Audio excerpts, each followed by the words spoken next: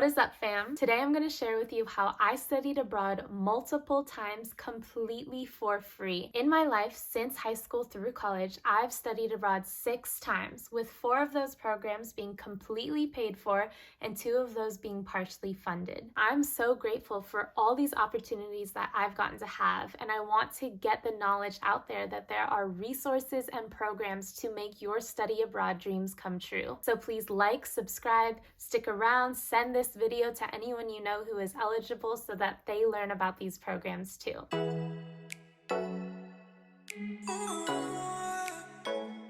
Most of the programs that I know are funded through the U.S. State Department, and these programs are not only for Americans to study abroad, but so many programs are out there for international students to come to the U.S. In other videos, I'll share details on programs for international students to come to the U.S. and also for Americans to go and work abroad for free. So let's jump into it. Program number 1, National Security Language Initiative for Youth, also known as NSLI or NSLI-Y. This is a fully paid scholarship program for high school students to go abroad either for a summer or an academic year to learn critical languages. That includes Arabic, Turkish, Korean, Indonesian, and Chinese, and so many others. I first applied for the academic year, didn't make it in, applied again, and I got into the Xiamen, China Summer 2015 program. The program focuses on language learning, but you also get to live with a host family. I got so close with mine, and it absolutely changed my life. I knew I wanted to continue studying Mandarin. When I returned home and went to college, I knew I wanted to get back to China. Program number 2,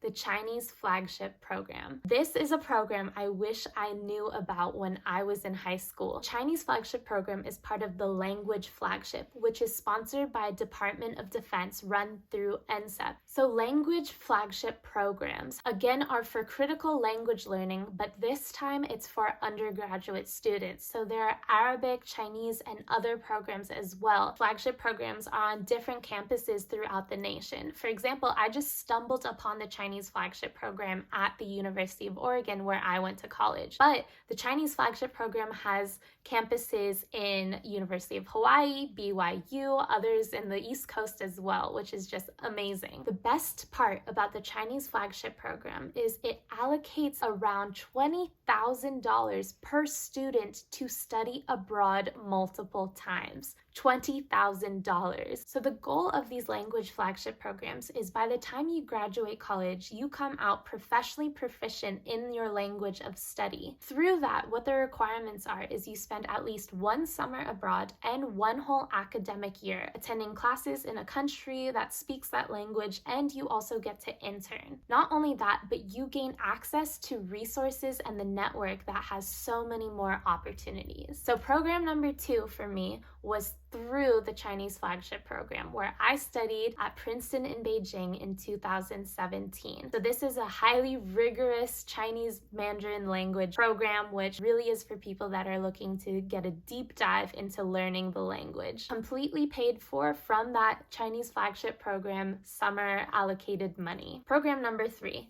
the International Chinese Language Program hosted in Taiwan. I attended it in 2018, and this again is a summer program. So like I mentioned, the benefits of the Chinese Flagship program is not only the scholarship money they give you, but the resources. I learned about the Foreign Language and Area Studies Scholarship, also known as FLAS. Through the Chinese Flagship program, I applied to FLAS and I received the scholarship, which completely paid for my International Chinese Language Program, also known as ICLP. Taiwan is a beautiful place. The nature is absolutely incredible. I have some of the best memories driving on a moped in southern Taiwan, which is just beaches and beauty. The culture, the food, the people, just living in this metropolitan capital of Taipei. It was a really great place to enhance my Chinese. Program number 4, CIEE Shanghai in 2019. I found out about the CIEE Shanghai program through the Chinese Flagship network. and it really helped prepare me for taking the test to enter that academic year. Now, this was one of the programs I only received partial funding for, but I very much loved the structure of the program. Living in Shanghai was quite different than my previous experiences in Beijing and Taiwan, and so it was a great comparison. The program was so good at increasing my proficiency in the language, and tips for applying to private funded programs is apply early because you can get extra funding through that. Program number 5, SIT, Geopolitics, International Relations, and the Future of the Middle East. This program was one of those that I got partial funding for, again by applying early. I had such an amazing experience traveling and really understanding the culture in China and Taiwan that I wanted to pivot to learn about another region in the world that I knew nothing about except for the stereotypes Americans hold towards the Middle East. I decided to apply, and I ended up studying abroad in Amman, Jordan. So in this program, it focused on learning about geopolitics within the region, but it also taught Arabic as well.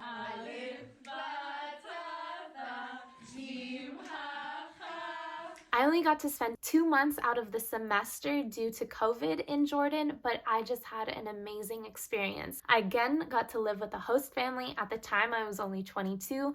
My host mom was 26, and my host dad was 28 with their 8-month-old baby. And of course, we got really, really close. The culture and the city is just absolutely gorgeous. Hearing the call to prayer, feeling the depthness, understanding the beauty of Arabic and its base for gratitude towards Allah. It was just a wonderful experience and definitely captured me in wanting to learn more about the Middle East. So the beauty of the SIT program is it has such a great balance between academic workload and experiential learning. Through observation, having moments and connections with people, you get to learn a lot about the culture. During that program, we also did a 1-week excursion to the UAE, and that is eventually what led me to work in Expo 2020 Dubai, and that will be another video coming up on how to work abroad for free. Again, with these programs, just apply early because you can get extra funding through that. Program number 6, Chinese Flagship Capstone Year held at National Yangming University in Taiwan.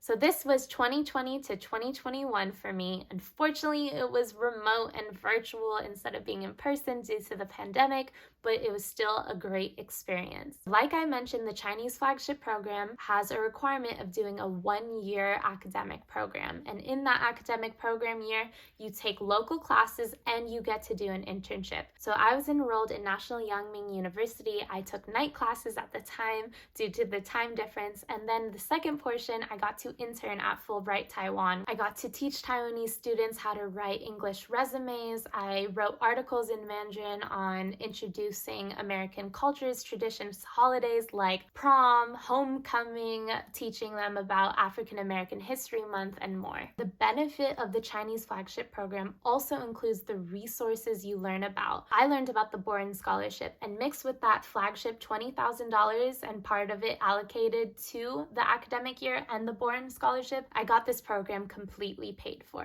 Now, the Boren Scholarship, if you are interested in working in the federal government, this is for you. So they have 2 versions, Boren Scholars and Boren Fellows. Boren Scholars is for undergraduate students, Boren Fellows for graduate students. So what the Boren Scholarship is as you're applying to study abroad, it's a scholarship that can fund that program. The benefit of it is that if you are interested in working in federal government, it is for you because you receive federal hiring authority. What that means is when you are applying for federal jobs, you have this hiring authority that they recognize, and it helps you get your foot in the door a little bit more. Just to recap, let's go through the programs. Number 1, for high school students, National Security Language Initiative for Youth, also known as NSLI-Y. So many languages, so many great programs for summer or academic year. Apply if you are in high school. Number 2, the language flagship programs. These are at different universities throughout the US. I attended the Chinese flagship program. Check it out if you're at University of Oregon. Again, each student is allocated around $20,000 to go and study abroad. Minimum requirement of 2 times. It's amazing. Plus all the further resources that you get, like for how I funded program number 3, International Chinese Language Program through the Department of Education FLAS Scholarship, the Foreign Language and Area Studies Scholarship. Program number 4, was CIEE Shanghai. Program number 5 was SIT Jordan, studying geopolitics and the future of the Middle East. Those two were partially funded because I applied early. And lastly, program number 6, the online Capstone year held at National Yangming University, which was fully funded again by the Chinese Flagship program and the Boren Scholarship. So if you have any questions, please feel free to message me. I want to get this information out there that there are programs to live your dreams of studying or working abroad for free. Send this video to anyone you know that is in high school, college, even grad school, because there are programs out there for everyone to live out your dreams. As always, wishing you a wise and mindful week, and until next time.